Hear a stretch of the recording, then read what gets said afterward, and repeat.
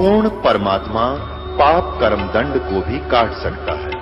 अभी तक जिस भी संत व महापुरुष से मिले उन्होंने यही बताया कि पाप कर्म फल भोगने से ही समाप्त होगा। वो प्रभु कौन है जो पाप कर्म को काट देता है, वो काल के बंधन से छुड़वा देता है। उसका क्या नाम है, पूजा की विधि क्या है? कृपया अवश्य सुनिए जगत गुरु तत्वदर्शी संत रामपाल जी महाराज के अमृत वचन। अब परमात्मा कहते हैं इस शरीर को अब ये 5 तत्वों से बना हुआ तुम्हें मिला है और आप इससे के हार श्रृंगार में लगे रहते हो, इसी की सुरक्षा और व्यवस्था में लगे रहते हो। या नालायकी बताई, इस मिट्टी से हम सोना बना सकते हैं, इससे हम परमात्मा प्राप्ति कर सकते हैं। ये इतना अच्छा भी है यदि इसका सदुपयोग किया जाए, अन्यथा क्या होगा? आजम तेरे घटनेंगे रे तू राम कहन ना पावेगा। अंत समय जब मृत्यु होती है भक्तिहीन प्राणी की, काल के दूत सूक्ष्म रूप से अंदर से उसकी जुबान खींच लेते हैं, जुबान पकड़ लेते हैं, कहीं ये नाम जाप ना कर ले भगवान का। कहते हैं फिर तने कोई कवाना चाहो ना, राम बोल या कोई मंत्र बोल, नहीं बोल सकता। वो तो पहले अभ्यास करना पड़ेगा उस भगवान के नाम जापते। वो यम के दूत आसपास भी को नहीं आओ, फिर उसमें इतनी शक्ति होती जैसे ऑल आउट के निकट मच्छर नहीं आ सकते। और जिसने ऑल आउट लगा रखी उसके तो कान पर लड़या करें। तो भक्ति रूपी ऑल आउट जिसने नहीं लगा रखी उसको तो यम के दूत दुर्गति करके मारेंगे। काल बली तेरे सिर पर बैठा, ये बोझा पकड़ ले जावेगा।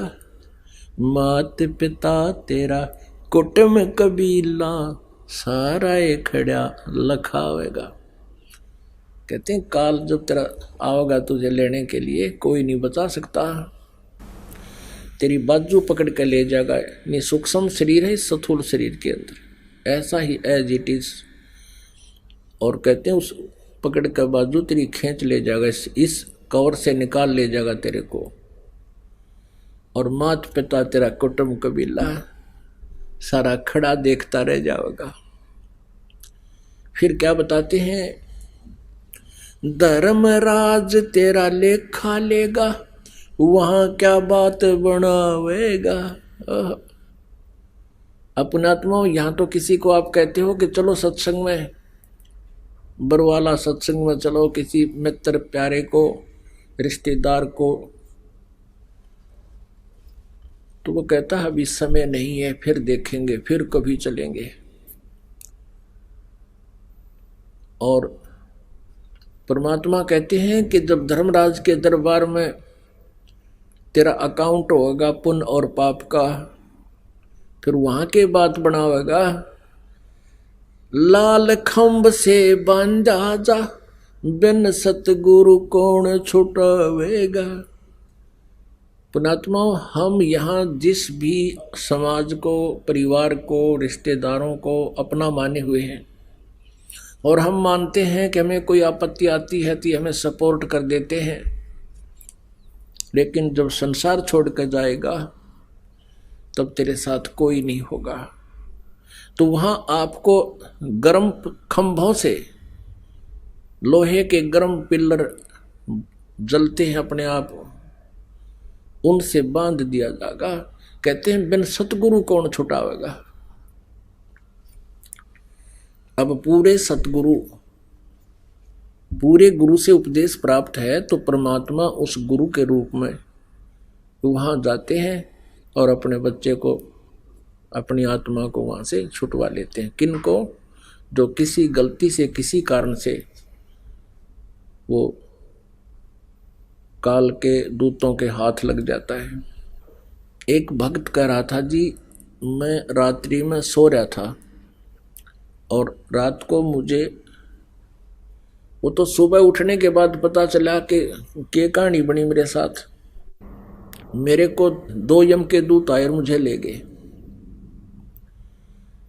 और मैं उनसे कह रहा हूं भाई तुम कहाँ ले जा रहे हो? कि चलो तेरा हिसाब किताब होगा, धर्मराज ने बुलाया है। अब मुझे याद आ गया कि हम परमेश्वर कबीर जी के उपदेशी हैं, गुरु जी से हमने नाम ले रखा है, और गुरु जी कहते हैं कि हमारा हिसाब किताब यहाँ का धर्मराज नहीं ले सकता। तो मैंने उनसे अपनी बाजू छुटवा ली झटका मार के। कहने लगे भाई तुम कहाँ ले जा रहे हो मेरे को? हमारा अकाउंट नहीं कर सकता तुम्हारा धर्मराज। अब वो मुझे पकड़े और मैं उन धक्के दूं, गुट्टम गुट्टा हो गया। और मैंने कहा मैं नहीं जाऊं बिल्कुल भी। उनमें से एक ने बोला भाई तू यहाँ खड़ा रह, छेड़ना इसने, और मैं जाता हूं धर्मराज के पास।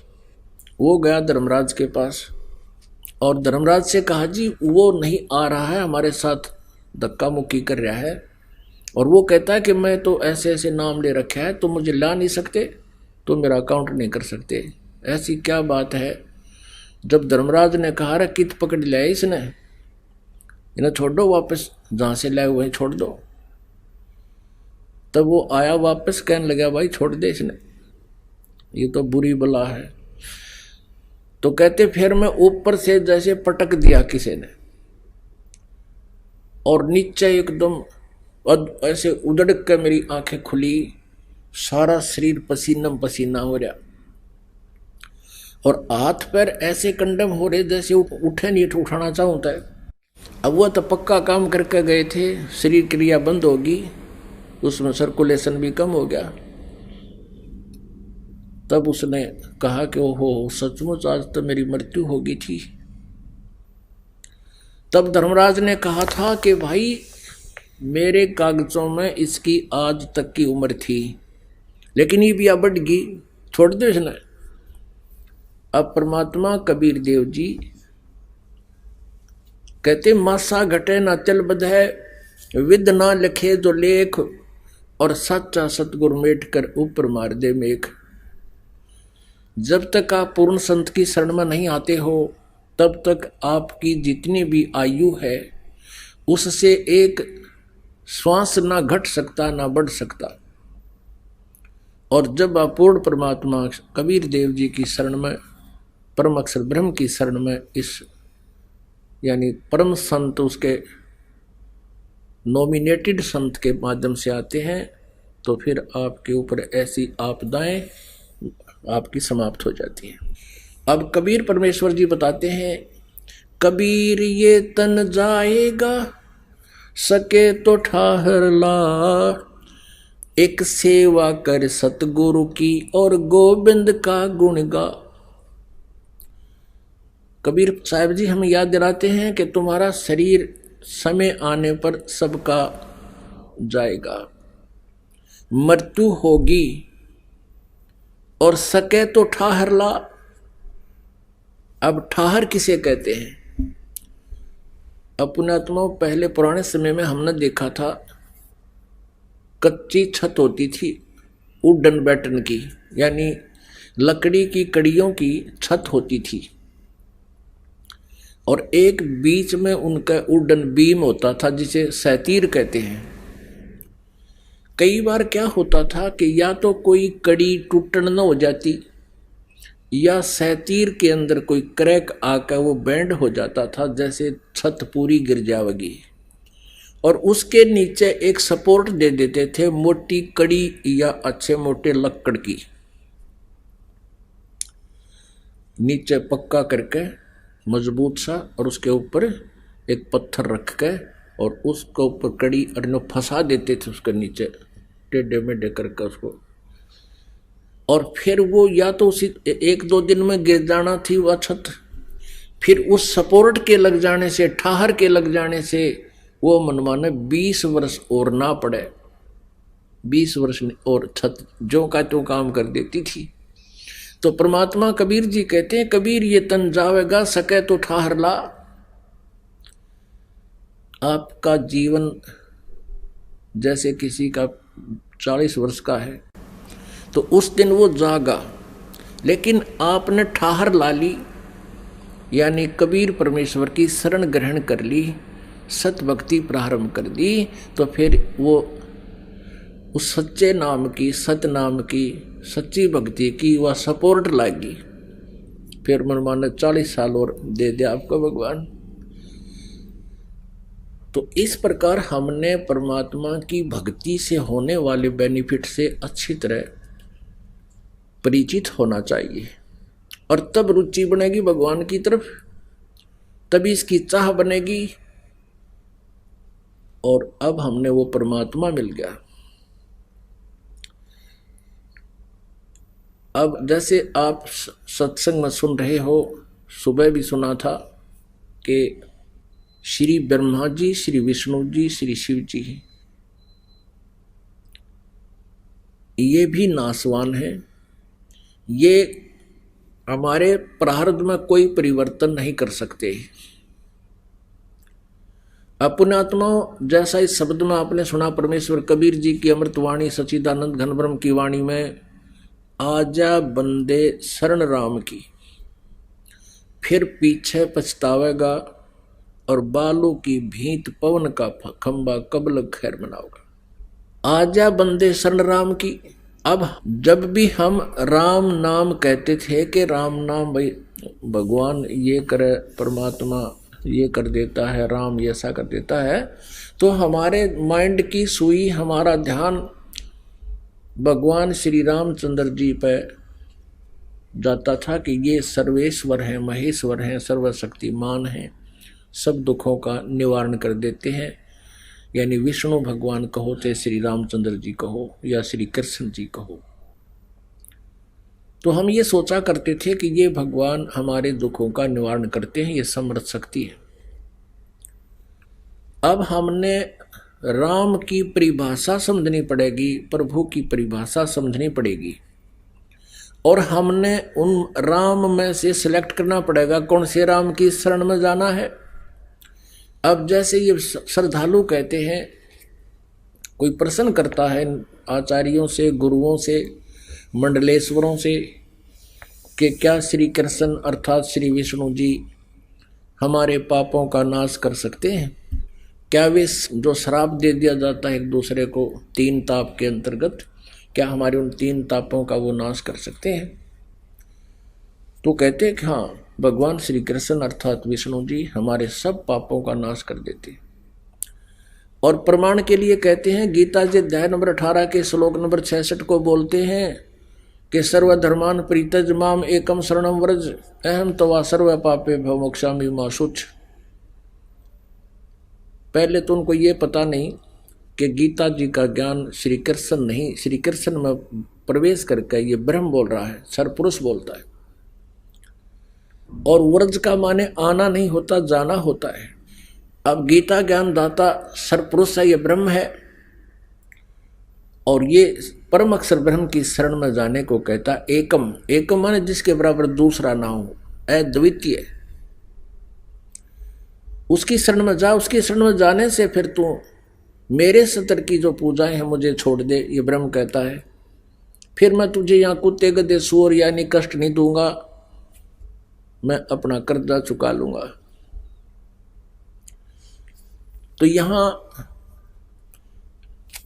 पुण्यात्मा विचार करने की बात है कि श्री कृष्ण जी और श्री रामचंद्र जी और श्री विष्णु जी अपने श्राप को, अपने पाप को, कर्म दंड को नहीं समाप्त कर सके, नाश नहीं कर सके। उपासकों का कैसे कर देंगे वह? जैसे श्री विष्णु जी को श्राप दिया था नारद जी ने,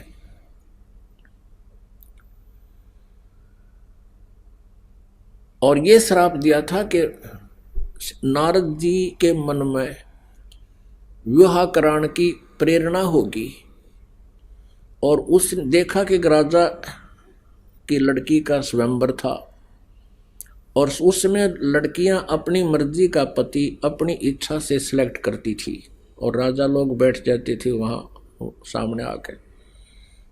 नारद जी ने विवाह कराने की सोची, और फिर सोचा भी मेरा विवाह कौन करेगा, मैंने तो कचकोला कढ़ा रखा है, इतनी मोटी चोटी सिर पे, और शकल भी ठीक को ना। तो उसने सोचा कि भगवान विष्णु से उनका स्वरूप ले लेता हूँ, एकांत में जाकर टेलीफोन किया, याद किया, श्री विष्णु जी प्रकट हो गए। नारद जी ने कहा भगवान मैंने विवाह करवाना है और आप मना मत करियो, आज पहली बार आपसे कोई वस्तु मांग रहा हूं, मुझे आप हरि रूप चाहिए, मुझे हरि रूप चाहिए, अर्थात आपका सुंदर स्वरूप मुझे दे दे। श्री विष्णु जी ने कह दिया तथास्तु। अब उसका बंदर का मुंह लग गया, बंदर का, हरि माने बंदर भी होता है। अब उसने सोचा नारद जी ने कि आज तेरे सुंदर कोई नहीं सभा में, और जाकर बैठ गया कुर्सी पर जच के। अब वह लड़की आई वरमाला लेकर, सामने देखा बालू बैठा। अब वह एक कदम पीछे से होकर आगे चली गई। नारद जी ने सोचा शायद लड़की की दृष्टि नहीं पड़ी मेरे ऊपर। वहां से उठकर एक और खाली चेयर थी दूसरे लोग, वहां जा बैठा। जो वहां से भी लड़की आगे निकल गई, नारद जी कहने लगे भाई यह अंधी है क्या?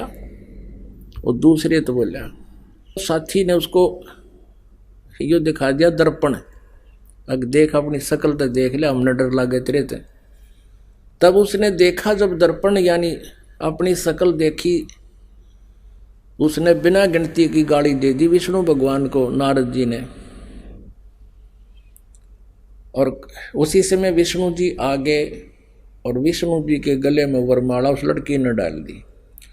तब नारद जी ने विष्णु जी से कहा कि तू सचमुच धोखेबाज है, जैसे आज मैं एक औरत के वियोग में रो रहा हूं, एक जीवन तू सारा अपनी पत्नी के वियोग में रोएगा, तुम्हारा कभी मिलन नहीं हो पाओगा। उसी श्रापवश श्री विष्णु जी श्री रामचंद्र रूप में अयोध्या के राजा दशरथ के घर जन्मे। युवा होते ही विवाह हुआ सीता जी के साथ, विवाह होते ही वनवास हुआ। वनवास में तुरंत ही कुछ ही वर्षों के बाद सीता जी का अपहरण हुआ और रावण के साथ युद्ध हुआ। युद्ध के बाद घर ले आए सीता जी को और एक धोबी के व्यंग से सीता जी को घर से निकाल दिया। आजीवन श्री राम और सीता जी का मिलन नहीं हुआ। पुण्यात्माओं, भले ही श्री रामचंद्र जी अयोध्या का राज करते थे, लेकिन जिस व्यक्ति का परिवार कहीं हो, उसकी पत्नी कहीं, बच्चे कहीं और वो कहीं, वो सपने में भी सुखी नहीं हो सकता। और अंत समय में जब उसने पता चला कि मेरे पुत्र लव और कुश यहाँ पर हैं,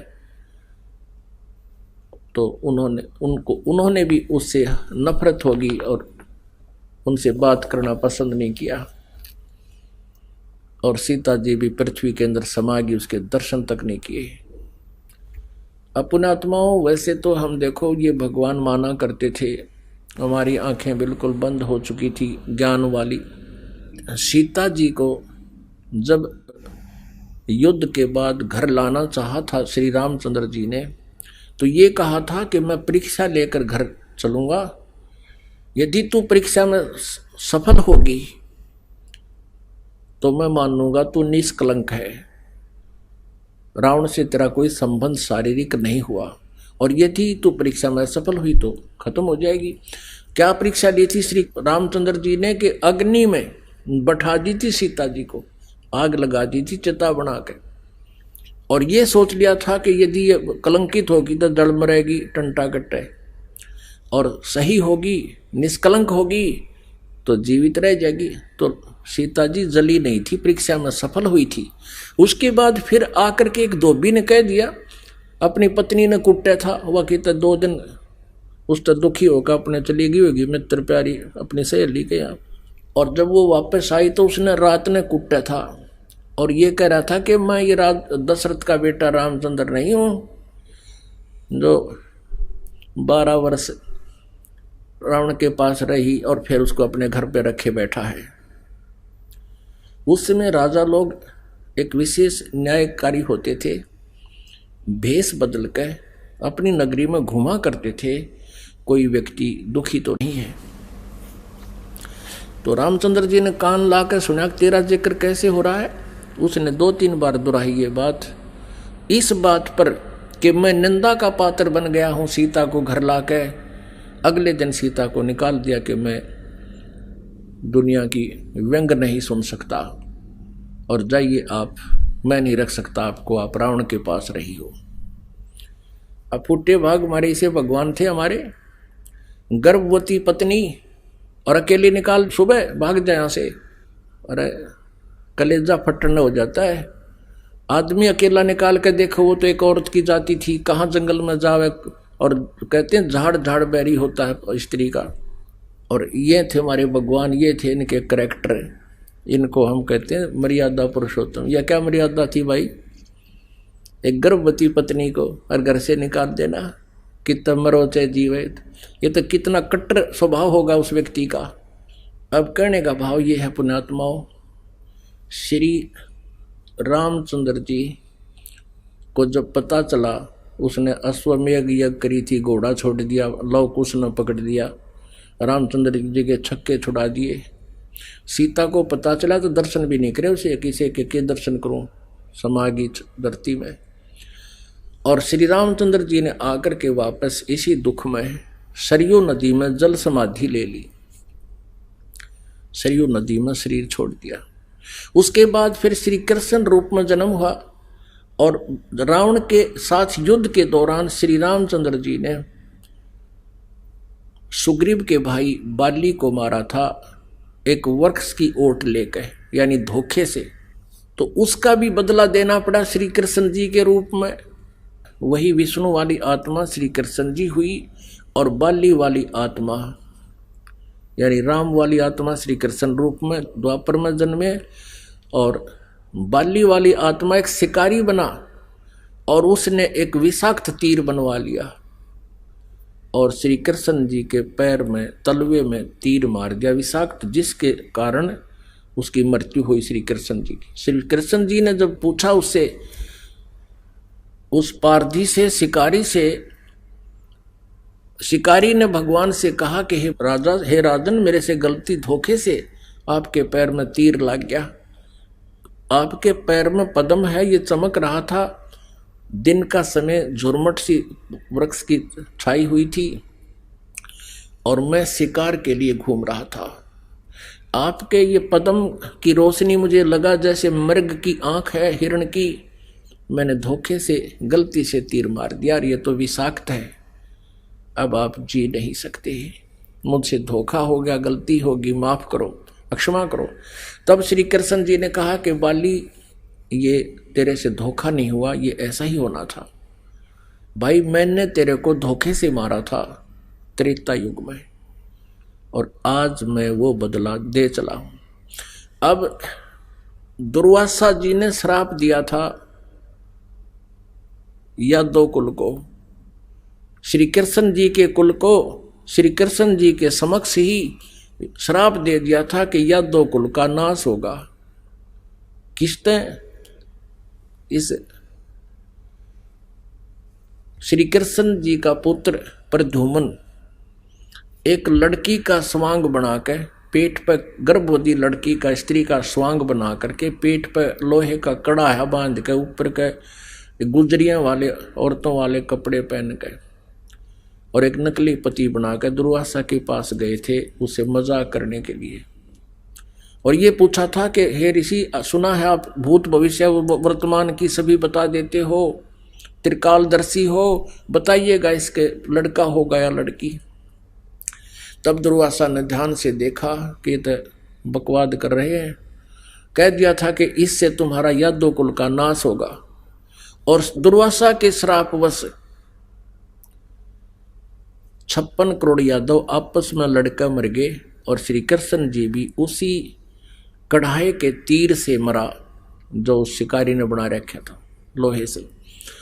अपने आत्मा, जब श्री कृष्ण जी, श्री रामचंद्र जी और श्री विष्णु जी तीनों रूपों में वो स्वयं हैं, वो अपने भी श्राप को यानी कर्म के दंड को नाश नहीं कर सके तो श्रद्धालु के कैसे कर देंगे। एक भक्त ने प्रश्न किया कि क्या श्री कृष्ण यानी विष्णु जी में कोई शक्ति नहीं है?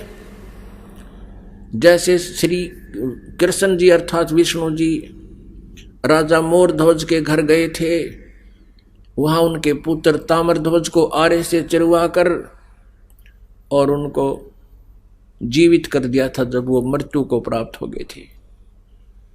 पुण्यात्माओं, कबीर परमेश्वर जी ने फिर ये इसका उत्तर दे रखा है, क्योंकि श्री आदरणीय धर्मदास साहिब जी ने भगवान से ये प्रश्न किया था कबीर जी से कि हे भगवान, हमने सुना है श्री कृष्ण जी ने मोरध्वज राजा के पुत्र को आरे से चरवा कर वो मृत्यु को प्राप्त हो गया था, उसको जीवित कर दिया था, और आप कहते हो कि ये समर्थ नहीं है, ये कोई परिवर्तन नहीं कर सकते। भगवान, यह क्या छोटी बात है। तब श्री परमात्मा कबीर परमेश्वर जी ने कहा था कि धर्मदास, जब महाभारत के युद्ध में और अभिमन्यु की मृत्यु होगी थी, जो सुभद्रा पुत्र थे, और सुभद्रा श्री कृष्ण जी की सगी बहन थी, श्री कृष्ण जी अभिमन्यु को जीवित नहीं कर सके क्योंकि वहीं पर वे विद्यमान थे। अब धर्मदास साहब ने पूछा कि हे भगवान, कारण क्या था? तब परमेश्वर कबीर जी ने कहा कि ये भगवान आपकी आयु और श्वास को घटा बढ़ा नहीं सकते। अभिमन्यु की आयु इतनी थी, उसके प्रारंभ में ये परिवर्तन नहीं कर सकते। सुभद्रा रोए थी, भगवान श्री कृष्ण रोए थे अपनी बहन के दुख में, पांचों पांडव रोए थे और उनका कुल नाश हुआ था। तो वहां थी समर्थता दिखाने का समय, वहां था, उसको जीवित कर देते। और वहां क्यों जीवित कर दिया ताम्रध्वज को? क्योंकि उसकी आयु शेष थी, उसके श्वास शेष थे। इतनी क्षमता इनमें है कि इन टूटे फूटे शरीर को ये ठीक कर सकते हैं, लेकिन श्वास नहीं बढ़ा सकते, कर्म दंड को ये समाप्त नहीं कर सकते। पुण्यात्माओं, हमने राम सेलेक्ट करना है। आजा बंदे सुन राम की, फिर पाछे पछतावेगा। अब हमने वो राम सेलेक्ट करना है, राम की परिभाषा से परिचित होना है। राम कहो, गॉड कहो, अल्लाह कहो, खुदा कहो, रब कहो, साहब कहो। हम साहब बोलते हैं, कबीर साहब, कबीर साहिब। अब ये सभी शक्ति बोधक शब्द हैं।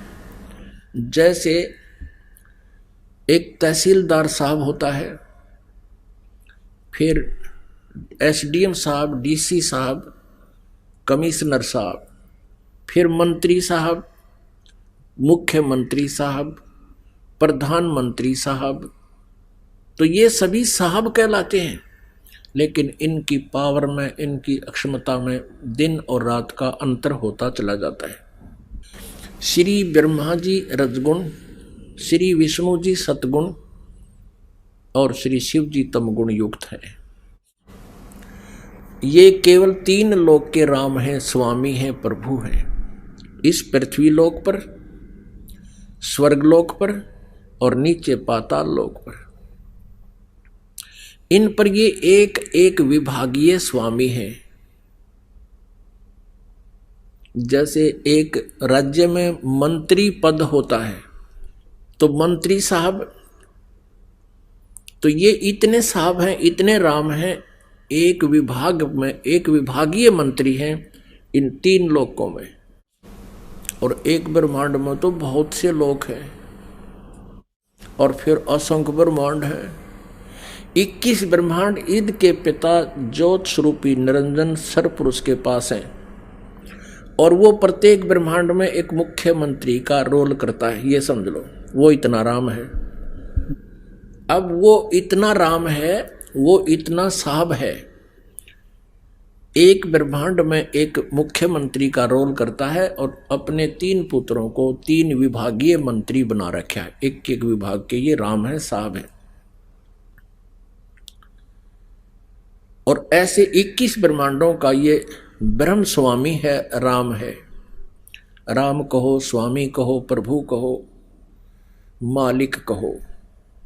और फिर इसको सरपुरुष भी कहते हैं। और अक्षर पुरुष वो 7 शंख ब्रह्मांड का राम है, साहब है। और परम अक्षर पुरुष, परम अक्षर ब्रह्म वो ओवरऑल कंट्रोलर है, असंख्य ब्रह्मांड का राम है।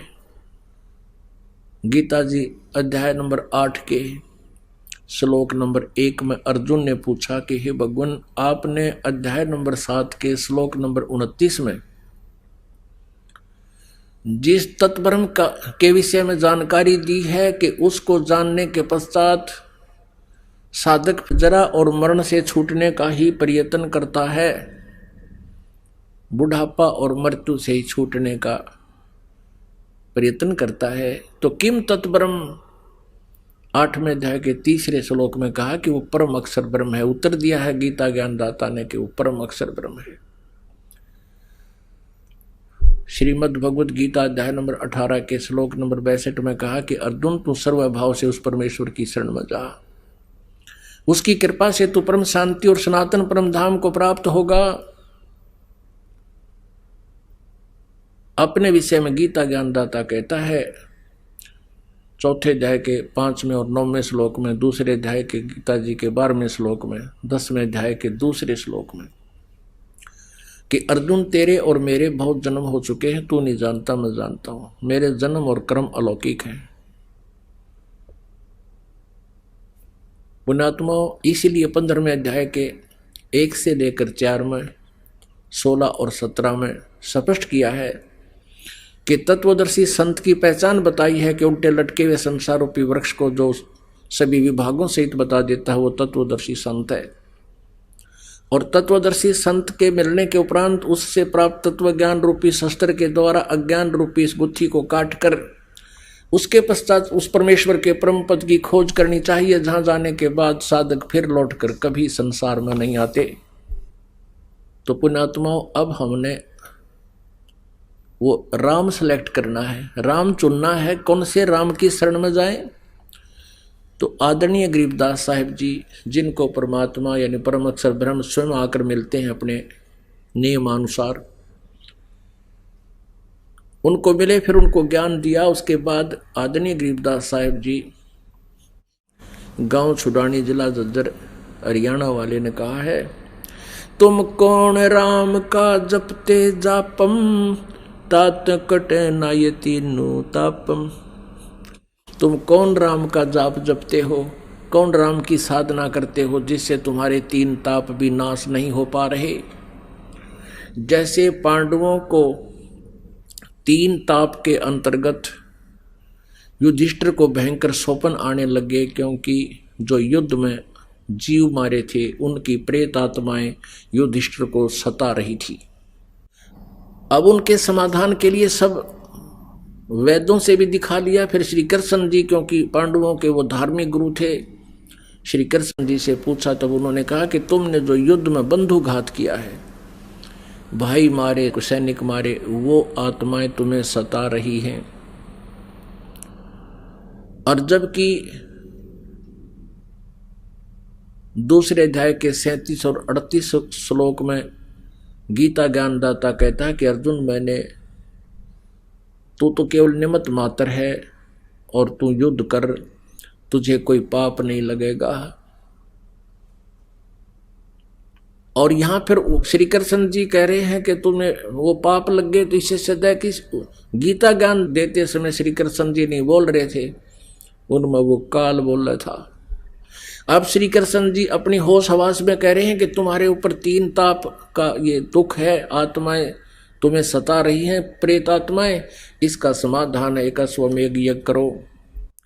अश्वमेघ यज्ञ में एक पंचजन्य पंचमुख का एक शंख रख दिया था कि ये अपने आप बजेगा। अपने आप इसने आवाज करती तो समझो तुम्हारी यज्ञ संपूर्ण होगी, और यज्ञ संपूर्ण हो गई तो तुम्हारे ये आपदा टलेगी। उसके लिए पृथ्वी के सभी ऋषि, महर्षि, स्वर्गलोक के देवताओं को भी निमंत्रण कर दिया था, और सब ने भोजन भी खा लिया। श्री कृष्ण जी ने भी भंडारा छक लिया, लेकिन शंख नहीं बजा था। उस समय कबीर परमेश्वर जी 4 युगों में आते हैं। सतयुग में सत्सुकृत नाम से, त्रेता में मुनिंदर नाम से, और द्वापर में करुणा में नाम से आए हुए थे परमात्मा, और कलयुग में वो कबीर नाम से आए। उस समय उन्होंने एक लीला की थी, एक छोटे बालक के रूप में ऐसे कमल के फूल पर प्रकट हुए थे। द्वापर युग में एक वाल्मीकि परिवार उनको उठा ले गया था जो निसंतान था, और उसी वाल्मीकि समुदाय का एक सुदर्शन नाम का व्यक्ति उनका परम शिष्य हो गया था। अब पुण्यात्माओं, पांडवों की उस अश्वमेघ यज्ञ में परमेश्वर कबीर देव जी अपने शिष्य सुदर्शन के रूप में पहुंचे थे। तब उन्होंने भोजन खाया था। अब ज्यादा ना बताएं क्योंकि विषय कुछ और चल रहा है। आज कहने का भाव यह है कि वहां उनकी यज्ञ पूर्ण कबीर परमेश्वर से हुई थी, और वो 3 ताप का कष्ट कबीर परमेश्वर जी से ही उनका दूर हुआ था, श्री कृष्ण जी से नहीं हुआ था। ये तो आपने बहुत सुना, क्योंकि आपका पवित्र हिंदू धर्म में जन्म है। ज़्यादातर जो उपस्थित भक्त हैं और हम बचपन से सुनते आते थे इन कथाओं के बारे में। और फिर हम पूछा करते थे कि भी ऐसे सुदर्शन जी क्या हो गए कि श्री कृष्ण जी से भी शंख नहीं बजा। तो ये तत्व ज्ञानहीन संत ऋषि हमें बताते थे कि श्री कृष्ण जी का वो परम भगत था। कौन? सुदर्शन। अरे भले आदमी, जो श्री कृष्ण जी ने भोजन खा लिया, परम भगत की क्या रहेगी फिर वहां पर। अब श्री कृष्ण का भगत नहीं था वो सुदर्शन, वो तो परम अक्षर ब्रह्म का भगत था। तुम कौन राम का जपते जापम, तात कुट नयति नूतापम। बंदी छोड़ हमारा नामम, अजर अमर है अस्थिर ठामम। अमर करूं सतलोक पठाऊं, तात बंदी छोड़ कहाऊं। पुण्यात्मा, परमात्मा की भक्ति से हमें क्या लाभ होता है और किस परमात्मा की भक्ति से लाभ होता है, जब तक हम इस बात से परिचित नहीं होंगे तब तक हम श्रद्धा से उस परमेश्वर को ग्रहण नहीं कर सकते, उनकी भक्ति को नहीं ग्रहण कर सकते। अब जैसे गीता जी अध्याय नंबर 2 के श्लोक नंबर 46 में कहा कि अर्जुन, उस तत्व ज्ञान की प्राप्ति के उपरांत, तत्व ज्ञान के आधार से जब तुझे ज्ञान हो जाएगा, तब तेरी बुद्धि की स्थिति ऐसी हो जाएगी जैसे बहुत बड़े जलाशय की प्राप्ति के उपरांत एक छोटे से जलाशय में जैसी श्रद्धा आस्था रह जाती है। अब इससे बड़ी अवधारण और कोई नहीं पृथ्वी पर, इस ज्ञान को और भगवानों को किस अक्षमता को समझने के लिए। अब जैसे छोटा सरोवर होता है, छोटा जोहड़, जिसमें वर्षा हो जाती है तो वाटर स्टॉक हो जाता है, स्टोर हो जाता है, और यदि 1 वर्ष वर्षा ना होती है तो वो सूख जाता है वो छोटा सरोवर, छोटा जलाशय। और पहले क्या होता था उस समय, जिस समय ये ज्ञान बोला जा रहा है गीता जी का, उस समय सभी प्राणी, सभी व्यक्ति ऐसे जलाशयों के किनारे ही बसा करते थे। अब क्या बता रहे हैं कि जैसे कोई छोटे जलाशय पर आश्रित हो और जिसमें 1 वर्ष वर्षा ना हो, उस जोहड़ में तो जल सूख जाता है। उसके आश्रित व्यक्ति भी परेशानी का सामना करते हैं और मर जाते हैं परेशान होकर के। उन व्यक्तियों को एक बहुत बड़ा सरोवर, जलाशय, बहुत बड़ी झील मिल जावे जिसमें 10 वर्ष वर्षा ना हो तो भी जल समाप्त ना हो, फिर वो सभी के सभी उधर प्रस्थान कर जाते हैं। अब क्या बताते हैं कि बहुत बड़े जलाशय की प्राप्ति के उपरांत छोटे जलाशय में जैसी आस्था श्रद्धा रह जाती है, वैसी ही श्रद्धा आपकी उस पूर्ण परमात्मा की महिमा से परिचित होने के उपरांत इन रामों में रह जाती है, इन भगवानों में रह जाएगी। अब जैसे वो जोहड़, छोटे जलाशय का जल व्यर्थ नहीं था, वो खराब नहीं था, लेकिन वो पर्याप्त नहीं था। अब उसको व्यर्थ नहीं कह सकते। जैसे ब्रह्मा विष्णु महेश जब तक हमें पूर्ण परमात्मा की भक्ति का सहारा नहीं था, ज्ञान नहीं था, तब तक हम इनकी साधना करते थे और इनकी जितनी क्षमता थी वो हमें लाभ देते थे।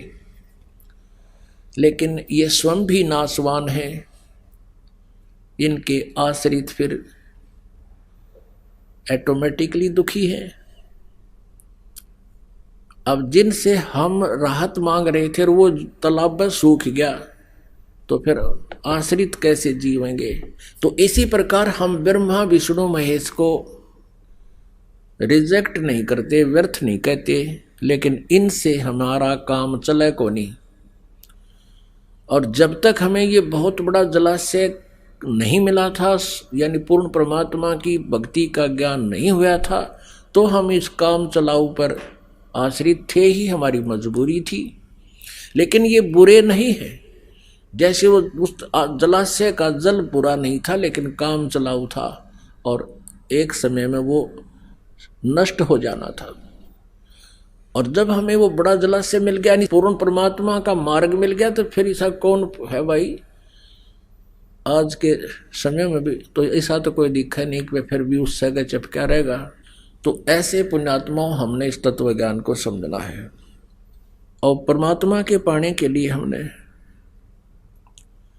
एक विशेष कसक बनानी पड़ेगी। कैसी कसक?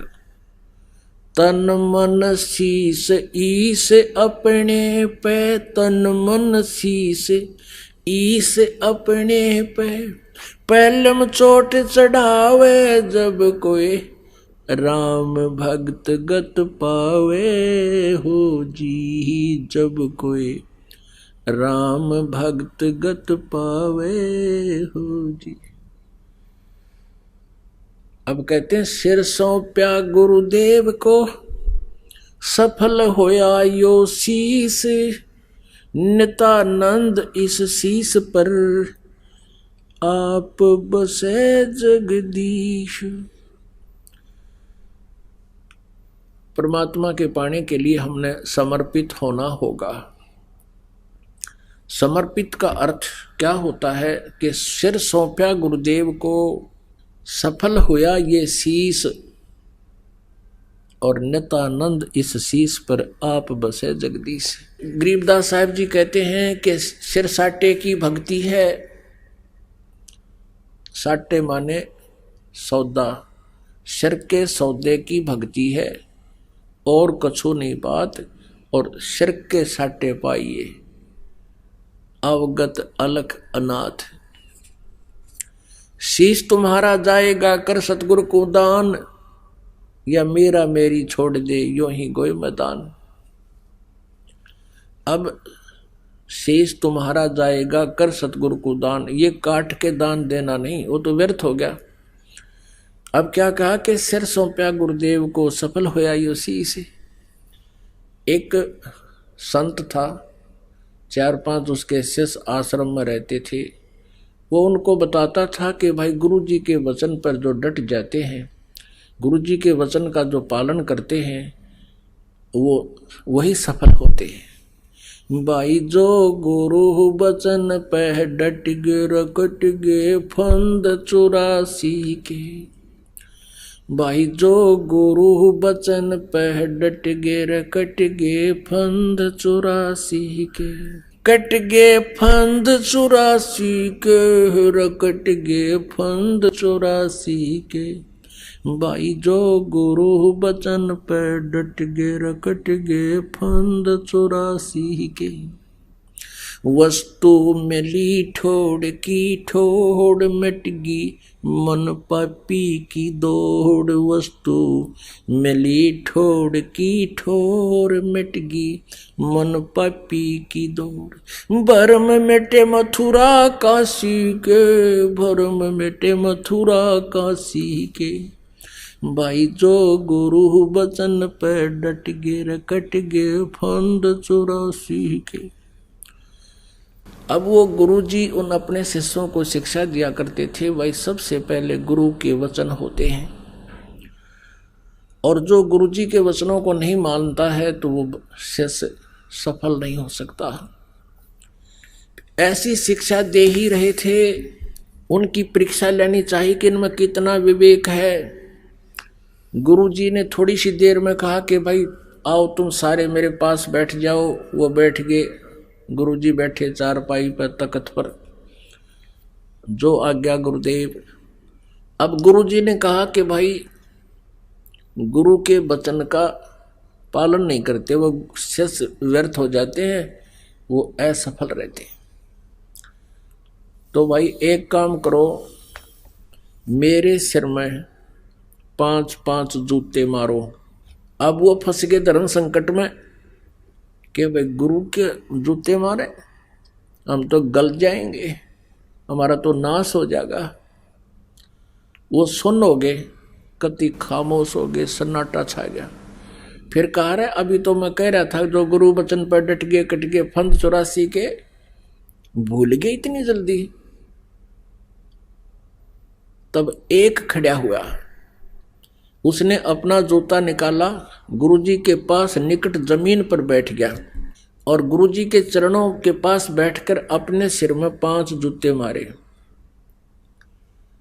अब गुरुदेव ने कहा भाई डांडी ना मारे, मैंने मेरे सिर में कहा, तेरे में नहीं। तब उस शिष्य ने कहा विवेक से कि हे गुरुदेव, ये दास का शीश भी तो आपका ही तो है। उसको सीने से लगा लिया उस गुरुदेव ने कि बेटा थोड़ा बहुत विवेक भी चाहिए आपको। अब कोई नो कह दे सिर काट दे, भाई सिर सौंप दे गुरुदेव को, काटन की नहीं कही। गुरुदेव ने समर्पण कर दिया, जी आपका शीश काटो चाहे रखो। और शीश का अर्थ क्या होता है? सिर सौंपया गुरुदेव को, सफल हुआ यो शीश। अब सिर का बार गया कि हम अपना रहा नहीं, भगवान का हो गया, गुरुदेव का हो गया। आइए अब हम उन श्रद्धालुओं के अनुभव जानते हैं जो जगत गुरु तत्वदर्शी संत रामपाल जी महाराज जी से दीक्षा प्राप्त कर चुके हैं तथा उनके द्वारा बताए गए भक्ति मार्ग पर चल रहे हैं। जी नमस्कार। नमस्कार सर। क्या नाम है जी आपका? हर्षाली पाटिल। जी कहाँ से आए हैं आप? मैं पुणे महाराष्ट्र से हूँ। संत रामपाल जी महाराज जी से नाम दीक्षा लेने से पहले आप क्या भक्ति साधना करते थे?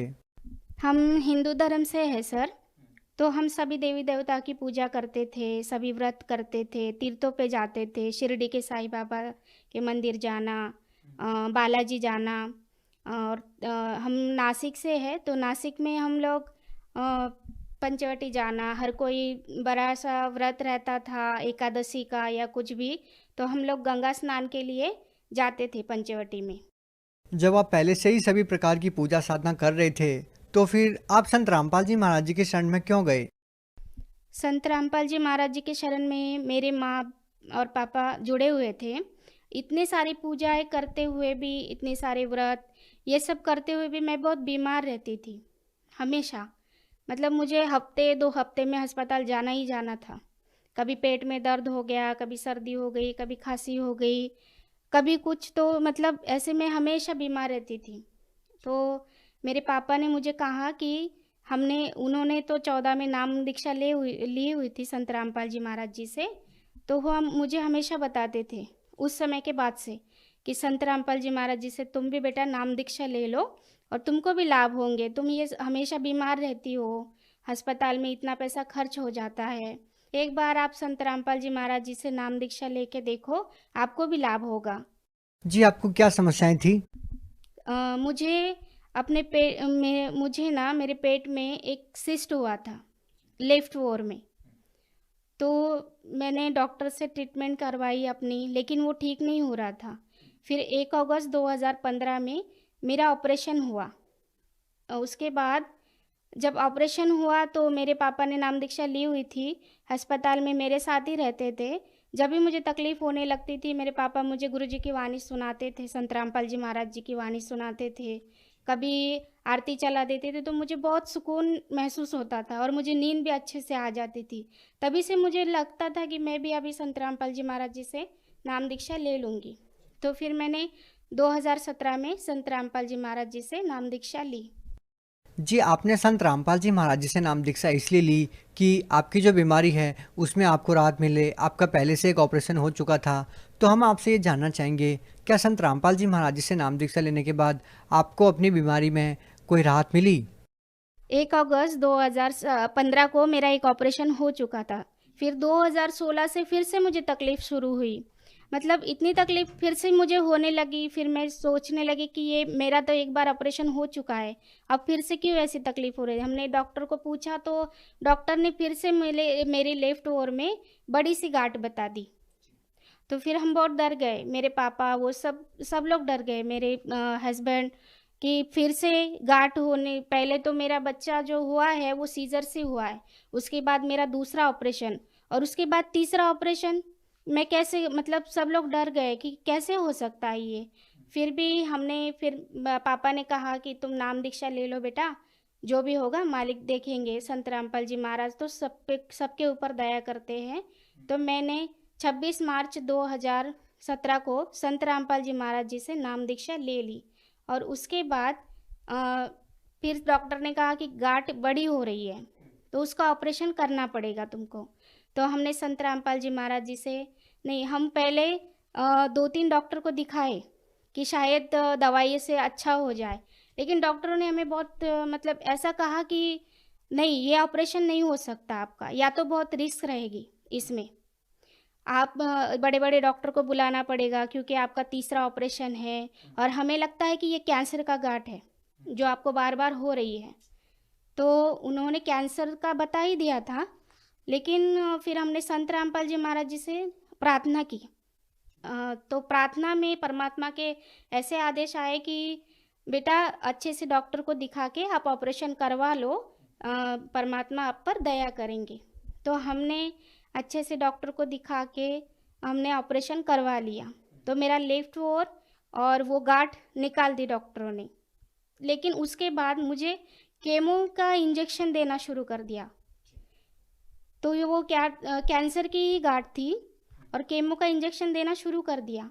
जैसे ही मैंने 3 इंजेक्शन लिए और मुझे बहुत तकलीफ़ होने लगी, मेरे बाल गिरने लगे, में इतना वीकनेस आ गया था कि मैं उठ भी नहीं पाती थी बिल्कुल। मुझे हाथों के मेरे छाले जैसे निकलने लगे, सब स्किन निकलने लगी। तो फिर से हमने परमात्मा से, मतलब संत रामपाल जी महाराज जी से प्रार्थना लगवाई। तो मैंने तो कहा गुरुजी से कि अब तो परमात्मा आप ही हो, मुझे अब कोई दवाई ये सब नहीं खाना है, ठीक है। तो फिर उसके बाद फिर से हमने, डॉक्टरों ने हमसे कहा कि रेगुलर आप चेकअप करवा लो, एक बार सोनोग्राफी करवा लो। जैसे मैंने सोनोग्राफी की और उसके बाद जो मुझे पता चला, उसके बाद तो मेरी पैरों तले ज़मीन ही निकल गई सर जी। क्योंकि उसके बाद जो कहा डॉक्टर ने कि आपका लेफ्ट ओर तो निकाल दिया गया है, आपकी गांठ भी निकल गई, लेकिन फिर से आपको राइट जो ओर है आपकी, उसमें इतनी सारी गांठें आपको आ रही है कि आपको अभी सीधे आपकी बच्चेदानी निकालनी पड़ेगी। तो फिर हम सब डर गए इतना, मतलब कि तीसरी बार चौथी बार जैसे मेरा उसी जगह पे ऑपरेशन करना, ये तो मतलब हो ही नहीं सकता था। तो फिर हमने संत रामपाल जी महाराज जी से प्रार्थना लगवाई और फिर मैंने संत रामपाल जी महाराज जी से मन ही मन कहा कि हे परमात्मा, आप ही परमात्मा हो, आप ही सबसे बड़े डॉक्टर हो इस पृथ्वी के, आपके सिवा तो कोई डॉक्टर है ही नहीं हमारे लिए। हम आपके बच्चे हैं, आपके शरण में आए, आप मुझे, आपको जैसे भी रखना है मालिक आप ही रखो। तो फिर मैंने दवाई वो सब बंद कर दिया, मैंने किसी भी डॉक्टर को नहीं दिखाया उसके बाद। फिर मेरा जो 1 अगस्त को ऑपरेशन हुआ था 2017 में, मुझे डॉक्टर ने कहा था कि आप सफ़र नहीं कर सकती। तो सर जी उस दिन के बाद मैं, वो दिन है जिस दिन मैंने संत रामपाल जी महाराज जी से प्रार्थना लगाई, और उस दिन के बाद आज का दिन है, आज 4 साल हो गए। मैंने ना तो कोई सोनोग्राफी करवाई है अपनी, ना ही किसी डॉक्टर के पास गई हूँ, और मैं आज बिल्कुल स्वस्थ हूँ, बिल्कुल अच्छी हूँ। संत रामपाल जी महाराज जी के दया से मैं बिल्कुल आज ठीक हूँ। हंसाली जी, आपने हैरान कर देने वाली बात बताई है कि जिस कैंसर की बीमारी का ऑपरेशन आपका 2 बार हो चुका था, उसके बावजूद आपको कैंसर की बीमारी दोबारा से हो रही थी, और आपने बताया कि संत रामपाल जी महाराज जी ने आपकी वो कैंसर की बीमारी ठीक कर दी। ये सुनने में बहुत अजीब लगती है। क्या वाकई संत रामपाल जी महाराज जी ने आपकी कैंसर की बीमारी ठीक कर दी? जी, बिल्कुल सही बात है, क्योंकि संत रामपाल जी महाराज जी एकमात्र संत है जो अपने पुराण, बाइबल, अपने जो ग्रंथ है उसमें से हमें सत्य साधना बताते हैं। इसी के वजह से हम सत्य साधना करने के वजह से ही हमारे सारे रोग दूर हो सकते हैं। और मेरा बेटा है सर जी, 13 साल का है। वो अब 2 साल पहले उसकी आँखों में अचानक से वाइट दाग निकलने लगे। हमने डॉक्टर को दिखाया तो डॉक्टर ने बोला कि कोढ़ है, इसको आप चेक करते रहो, इसके हाथ पे आएगा, पैरों पे आएगा, कान के नीचे आएगा।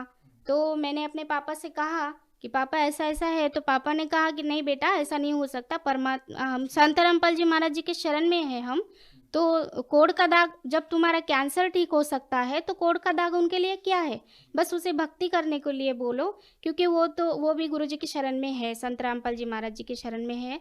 तो हमने संत रामपाल जी महाराज जी से प्रार्थना की। संत रामपाल जी महाराज जी ने बताया कि बेटा भक्ति करने को बोलो उसको, बस मालिक दया करेंगे।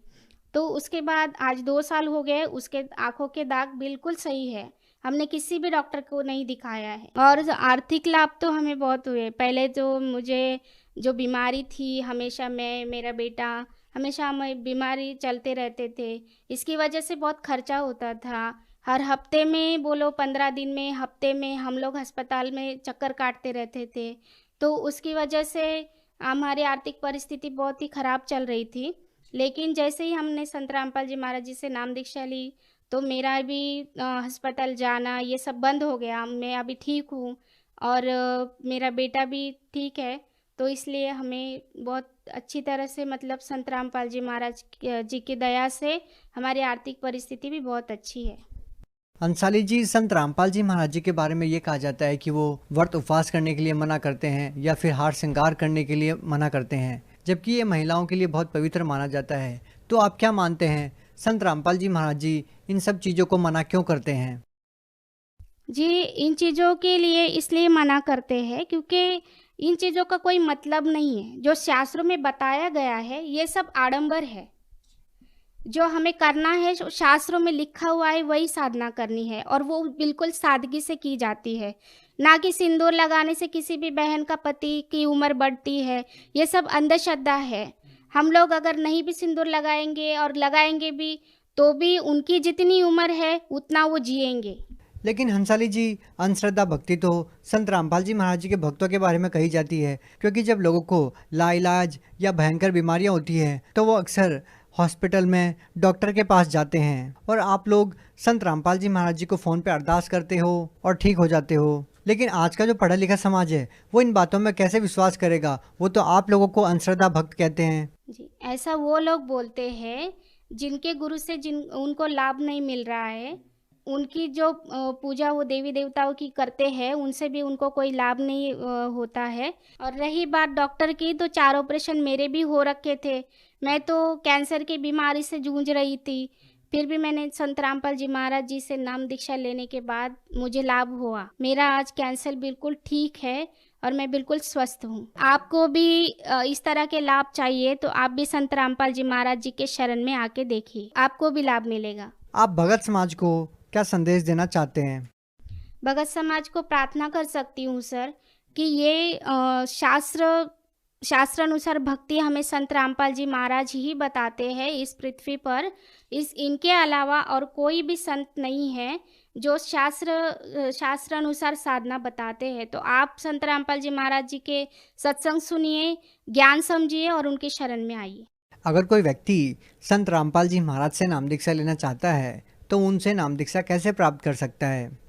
जी, विविध चैनलों पर संत रामपाल जी महाराज जी के सत्संग चलते हैं, जिसके नीचे पीली पट्टी चलती है। आप उस नंबर पे फ़ोन करिए, वहाँ से नज़दीकी नामदान सेंटर का पता कीजिए और उनसे नाम दीक्षा लीजिए, जो निःशुल्क मिलती है। उनसे नाम दीक्षा लेकर आप अपना कल्याण करवाइए। जी, बहुत बहुत धन्यवाद। धन्यवाद सर।